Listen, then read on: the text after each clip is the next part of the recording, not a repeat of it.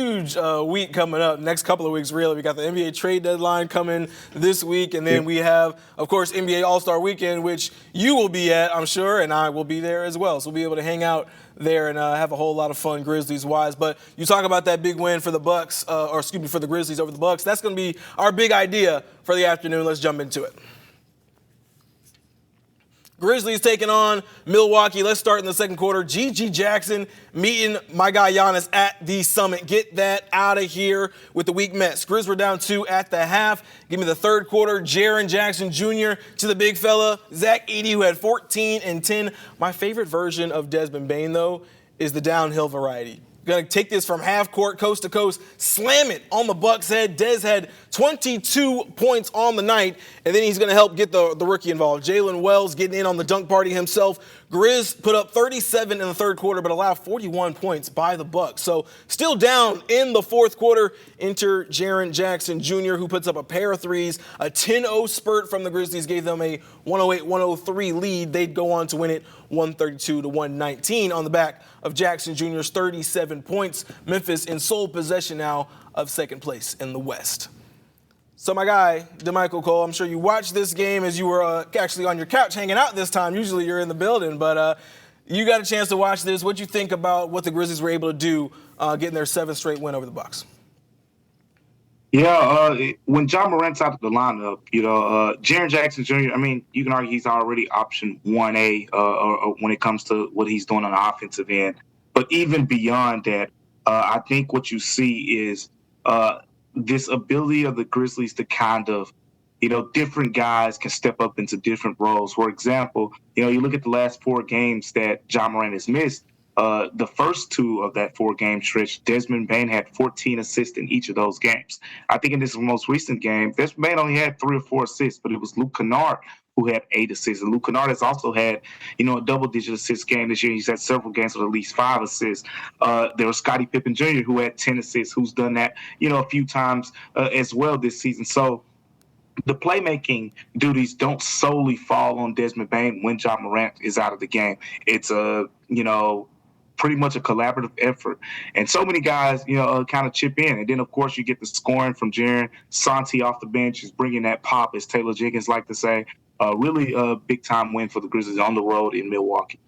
Yeah, I think this was one where you really enjoyed kind of seeing everybody put the contribution in the box score, especially when you get 20 points from Asante Aldama. He's been a little streaky here as of late, but when Santi puts up anywhere between that 15 to 20 to 25 point range, good things tend to happen for this Grizzlies team. I loved, for me, the hustle in this game was incredible. I think in that first half, it seemed like the Bucks were getting just about every 50-50 ball, and then you get into the second half, and it seemed like it flipped on its head, where the Grizzlies were getting to every 50-50 ball. You're seeing Scotty on the floor a lot. You're seeing Jalen Wells on the floor a lot. It seemed like they really wanted this one from a hustle perspective, maybe a little bit differently than what we've seen from them in the past. Would you agree with that?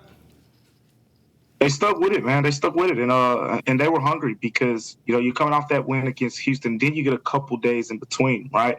So you're talking about some fresher legs in a way, and we all, it's kind of the elephant in the room in terms of the rotation part of how this team is going to be managed going forward. They're not going to be able to play 10, 11, 12 guys. And then you got a couple guys who are going to be back eventually. You got, Ja Morant, will be back into the fold.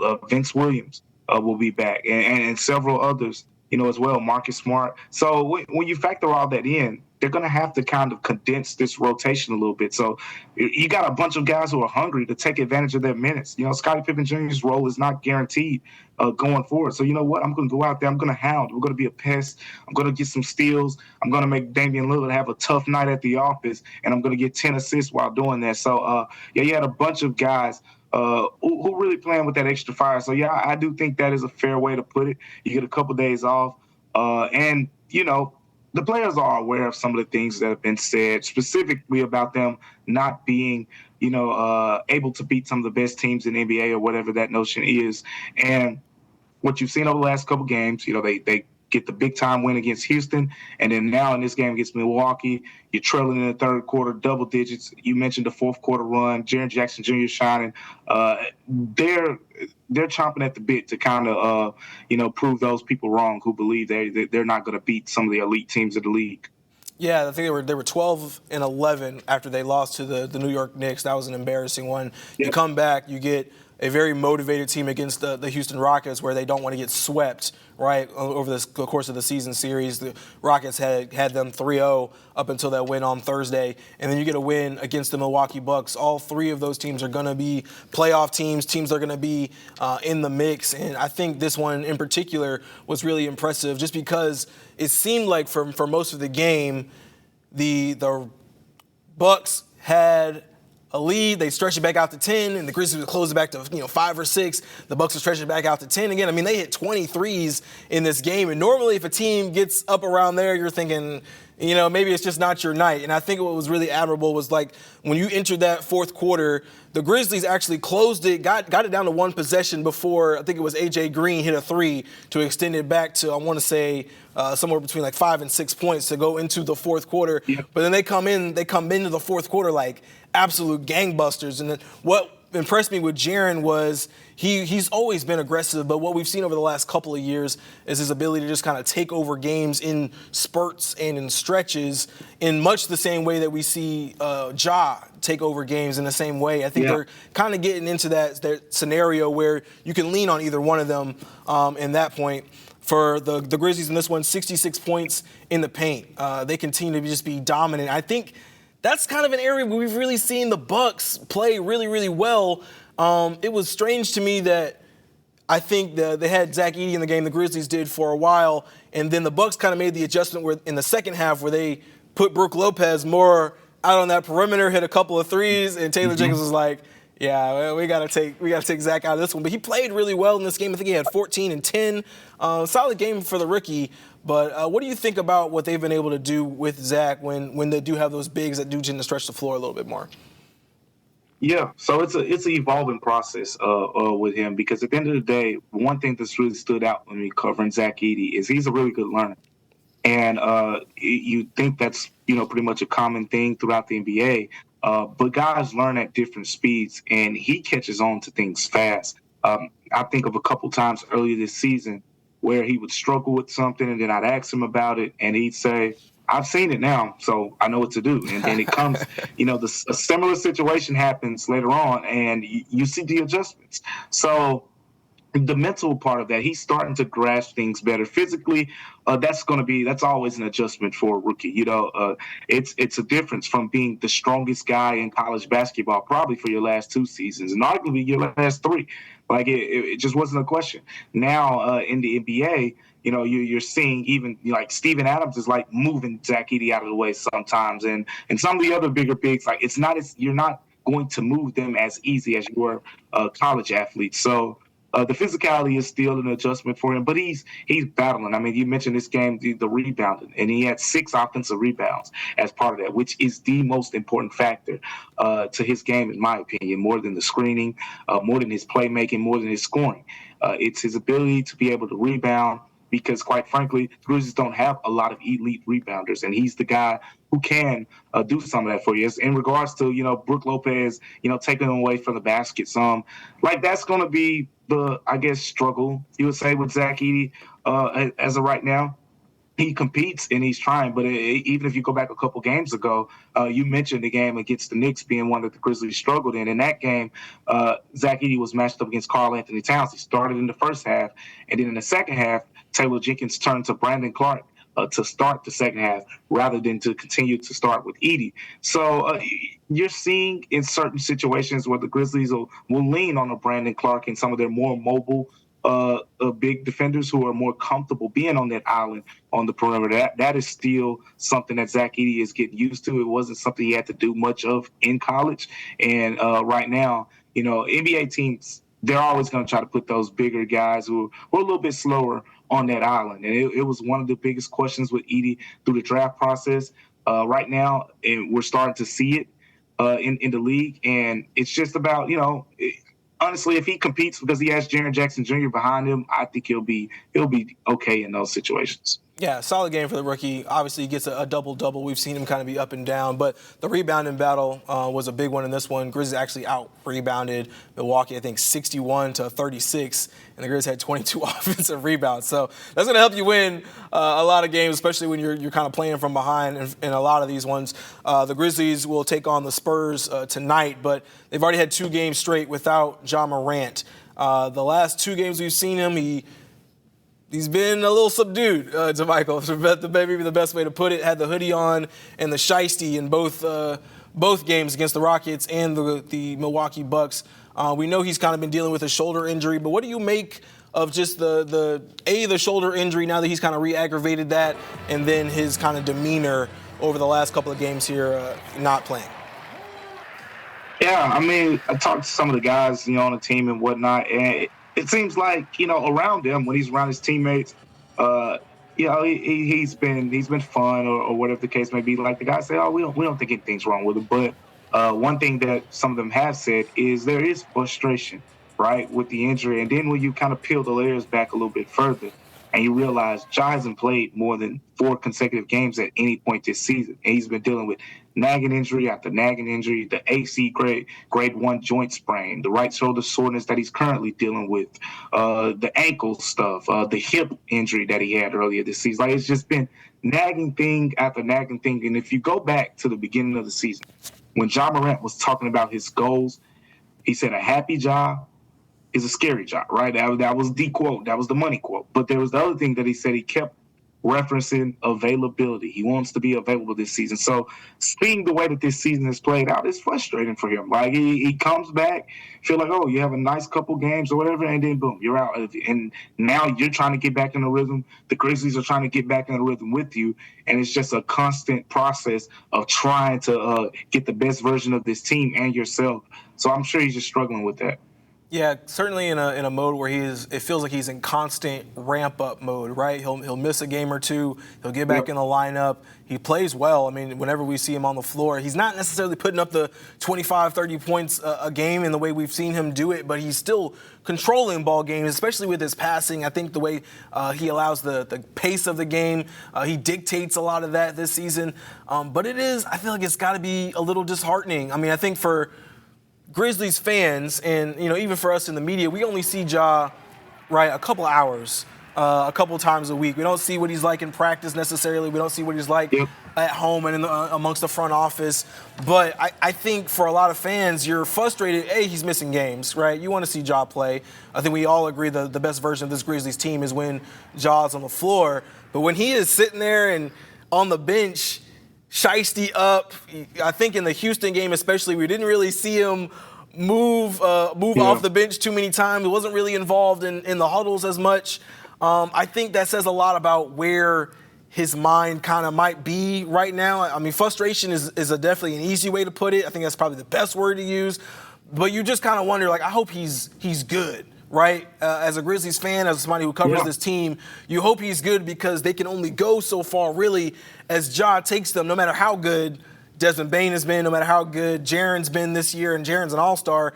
But we got to see what we're going to get from Ja. Probably not likely. I haven't seen the injury report for today, but not likely he probably plays tonight against the Spurs. Jorge Sedano actually, from the ESPN broadcast of the Bucks game, said that he was dealing with that shoulder injury. He actually couldn't get his arm above his head or above his shoulder, I guess, as he's kind of continuing to get back. So that doesn't bode well. You're hoping maybe he gets a chance to rest up here a little bit before the NBA All-Star break, but I mean, we're rolling up on, they got, I think, five or six games left before they get into All-Star break, and it's kind of a crucial period before, you get a little time to rest, and I'm sure they want to give him as much rest as they can get him before the second half of the season starts.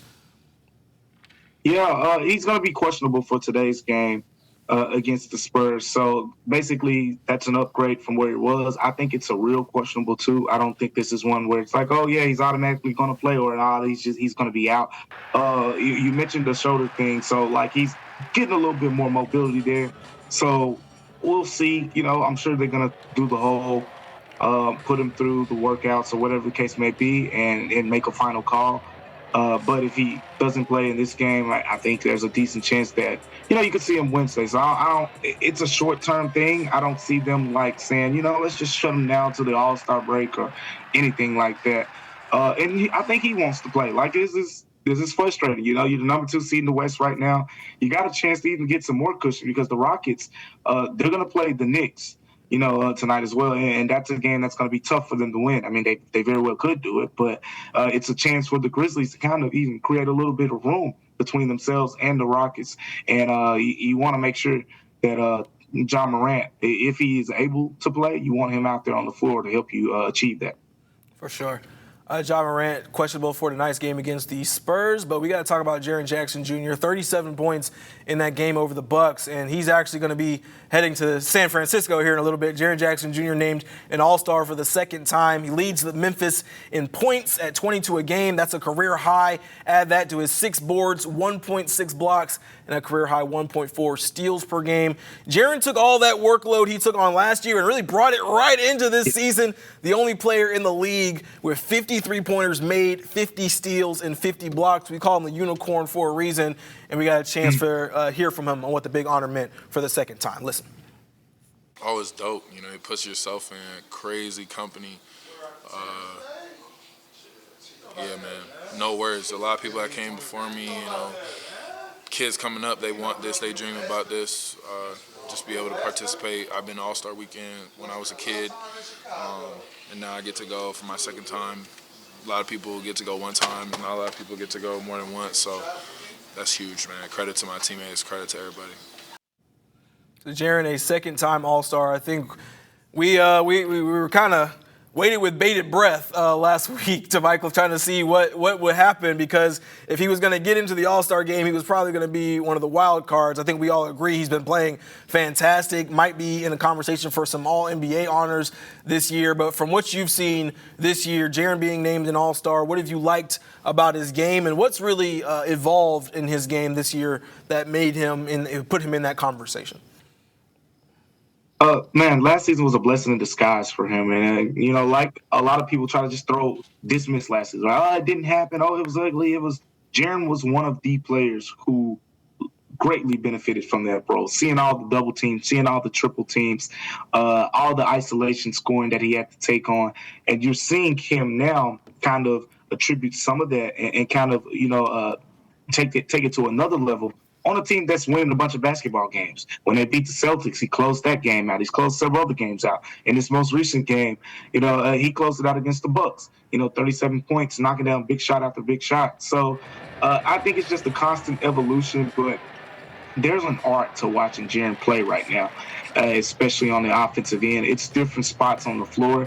I've talked to him a lot about how he has spots. He has this, it's the ultimate scorer attitude. The best scorers in the NBA, they have certain spots on the NBA floor. If I get to that spot, I'm probably not missing. Jaren has spots. And, it looks somewhat unorthodox to some people when you see him kind of, throw a left-handed shot. It looks like he's off balance, off the glass, or, the right-handed hook shot when he turns, over his left shoulder or whatever the case may be. Like, these are things that he practices relentlessly. So, he's talked about having that three-point shot, mentioned him making 7 threes, against the Bucks. The Bucks are one of the top paint point prevention teams in the NBA. So that three-point shot was going to be big for him because otherwise you're going to be driving into a paint consistently that includes Giannis Antetokounmpo and Brook Lopez, 2 very good rim protectors. So Jaren just has continued to evolve his game. He has counters for whatever teams are going to throw at him. When they double him,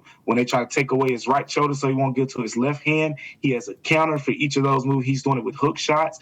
He's doing it with fadeaways. He's doing it just straight playing bully ball. And he's facing up some this year. So he's pretty much got a real big offensive package, and we know what he can do on a defensive end. Yeah, when we spoke to him on Thursday, he did talk about all the things that happened last year, having to get so much of the offensive load, just allowing him to see so many things, right? Once teams kind of figured out, like, all right, well, there's no Dez in the game, there's no Ja Morant in the game. Like, all we got to do is really game plan for Jaren Jackson Jr. really until GG Jackson kind of came along there in the second half. But he saw so much, and I think last night was kind of an epitome of what he's been able, or how he's kind of learned and processed some of those things. I think he was trying to get his points on the block. He did have a solid game on the block, especially with Giannis kind of covering him.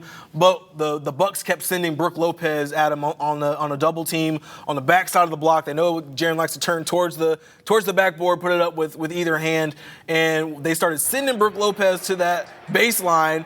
And Jaren was like, all right, kind of like a lethal shooter, right? I understand it now. So he backs it back out, and now we're seeing him fire from three-point range. I mean, 7 threes in a game for somebody his size is ridiculous. And I think when you watch his three-point shot, you're like, I mean, it don't look like it should go in. You know what I mean? Like it has rotation, but it's not Luke Kennard or Desmond Bane rotation, right? It's kind of a push shot. But he has become such a three-level scorer, and I think that's what we talk about. The best scorers in the NBA. We talk about the KDs of the world, the Kawhis, guys who can be real three-level scorers. And for him to be able to do that at his size, we talk about it all the time. You put a bigger post player on him, he's blowing by him. You put a smaller, lengthier wing guy on him, he's bullying him down low. He's super strong. Jaren certainly has earned the All-Star nod for this year, and it'll be fun to kind of see what he can do out there in San Francisco. But we